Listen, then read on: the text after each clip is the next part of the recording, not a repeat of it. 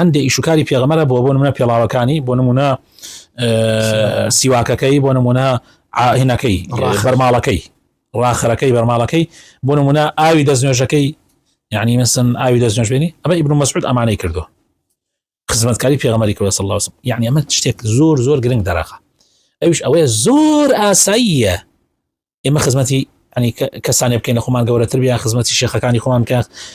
زۆر ئاساییە خەڵک ئەم بابەتەی لەلا زۆر گەورەیە ئەوە تا ئیبن مەسعود ئەڵێ پێغەمبەری خوا صلی الله علیه وسلم هەر نعلەکانی لە پێ داکەندایە یەکسەری کردە دەستیەوە و داعش ینی خزمەتی پێغەمبەری کرد پێغەمبەر پێویستی بەسەر ئاو بە یەکسەر مەسینەیەکی هێنا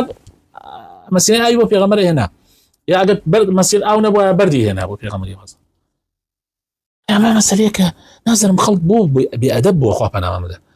خەڵک وای پێ هاتووە ئاداب لەلایەن ئەمە پێی ناوتێ بچووکی ئەمە پێی ئەوترێت گەورەیی کە تۆ باوکی خۆت بە گەورە بزانی کە تۆ برایەکی گەورەت کە تۆ مامۆسایەکت کە تۆ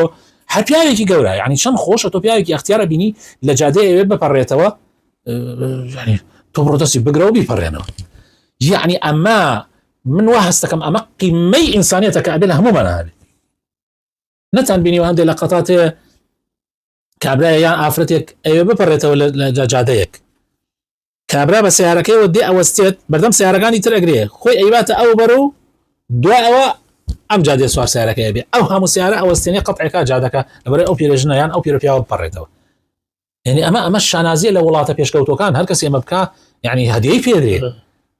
بە تایبەت لە وڵاتانی وەکو یابان و هەندێک وڵاتەیە نییە ئەمە لەلایەنە ئەم دابوونەریتە هەر شتێکی زۆر گرنگە